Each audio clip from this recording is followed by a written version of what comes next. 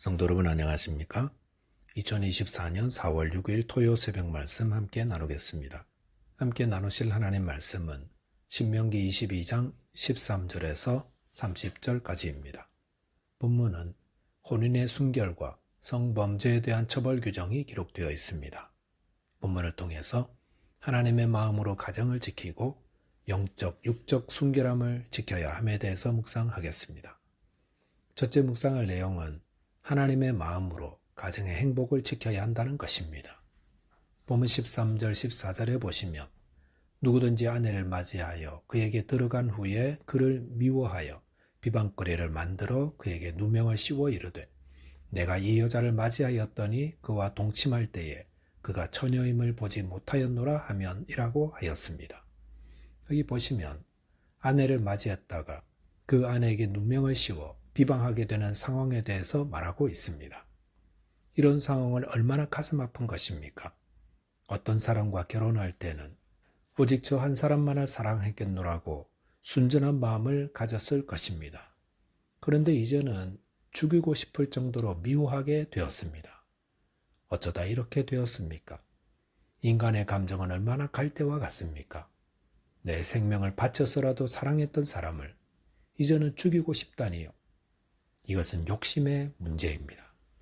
인간의 타락한 마음은 자기 중심적이어서 저 사람을 만나 행복하게 살 것 같은 생각을 하다가 결혼 후에는 오히려 저 사람 때문에 자신이 불행하다고 생각한다는 것입니다.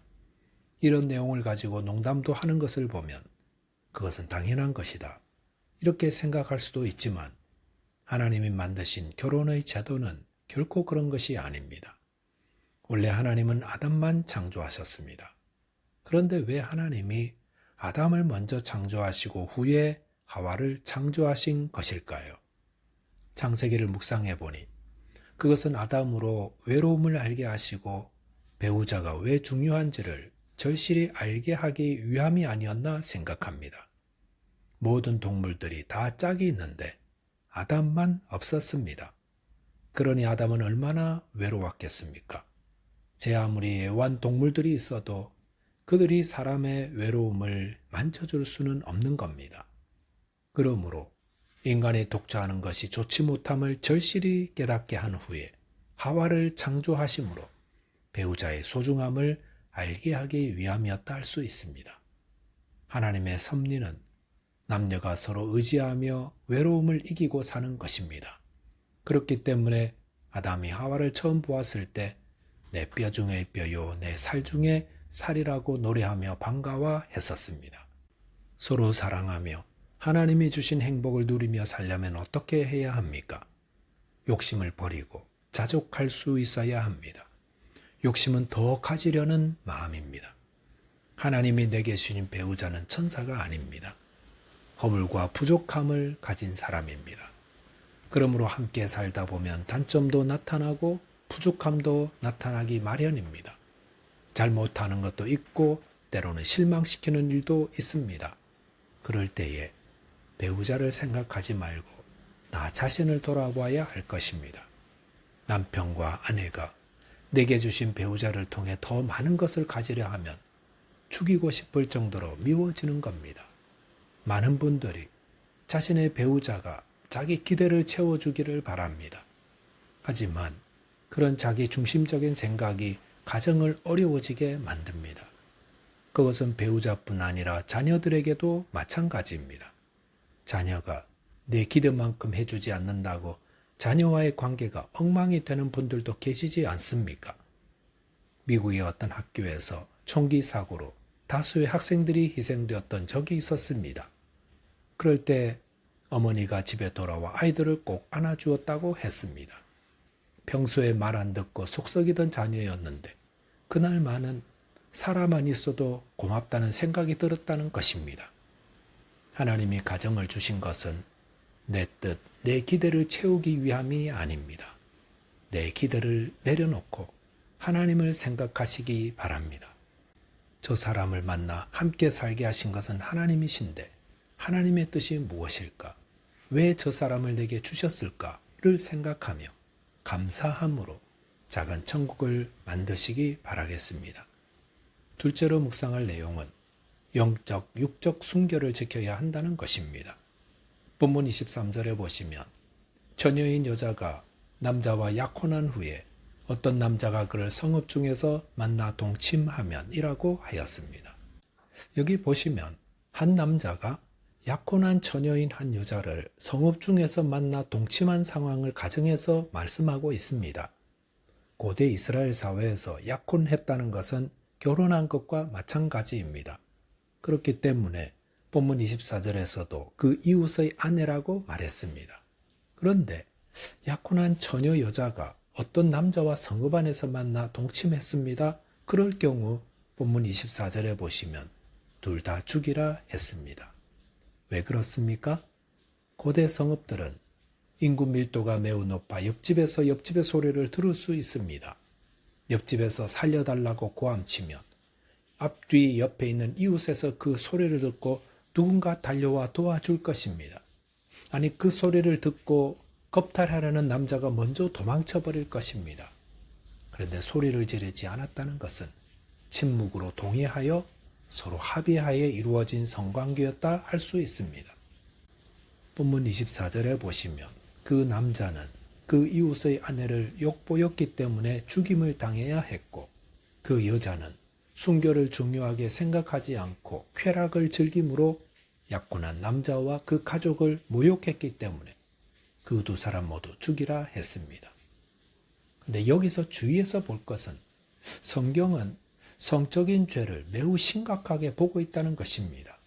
26절에 보시면 다른 사람과 약혼한 여자를 성폭행한 것은 그 이웃을 쳐 죽인 것과 같은 것이라 했습니다.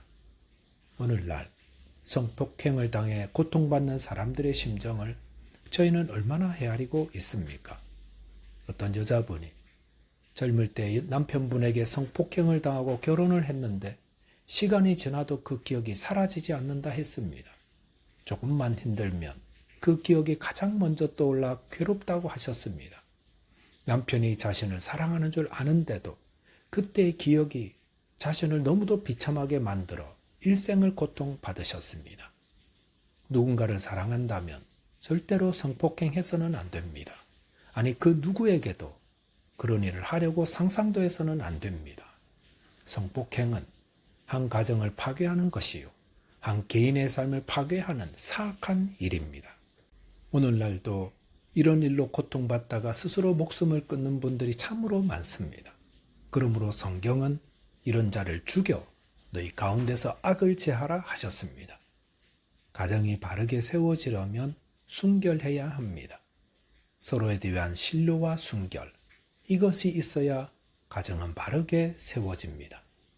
그러므로 남편과 아내 된 사람은 마음으로 서로를 신뢰하며 또한 순결을 지켜야 합니다. 오늘날 수많은 가정들이 깨지고 그로 인해서 사람들이 고통받는 것은 그릇된 성문화 때문입니다. 로마가 멸망한 데는 그릇된 성문화로 인해 가정이 해체되었기 때문이라 했습니다. 하나님이 주신 은혜를 누리려면 성결해야 합니다. 요셉은 주인 보디발의 아내의 유혹을 뿌리쳤다가 큰 곤욕을 당했지만 하나님의 은혜로 애굽의 국무총리가 되었습니다. 잠언 6장 26절에서는 음녀로 말미암아 사람이 한 조각 떡만 남게 됨이며 음란한 여인은 귀한 생명을 사냥함이니라 하였습니다. 우리 모두의 마음에 음녀가 있습니다. 그 음녀가 쾌락과 방종의 삶을 살라고 날마다 유혹합니다. 그럴 때 성도는 소리 질러야 합니다. 주님의 도움을 구해야 합니다. 침묵으로 동조하면 함께 죽게 됩니다. 그러나 성결을 잃으면 다 잃는 거라는 절박한 심정으로 주님의 도움을 구하며 주님의 밝은 빛 가운데로 나아가면 살게 됩니다. 저와 여러분이 육적인 성결을 생명 바쳐 지키시고 또한 영적인 순결을 지키도록 오직 주님만 사랑하며 섬기는 자 되어 주님 주시는 은혜 안에 거하게 되시기를 주님의 이름으로 축원드리겠습니다. 기도하겠습니다. 하나님 아버지, 하나님이 주신 마음으로 저희 가정과 자녀들을 바라보게 해 주옵소서. 또한 영적, 육적 성결을 생명 바쳐 지켜 하나님의 은혜 안에 거하는 자 되도록 도와주옵소서. 예수 그리스도 이름으로 기도하옵나이다. 아멘. 오늘도 믿음 안에서 승리하는 하루 되시기 바라겠습니다. 감사합니다.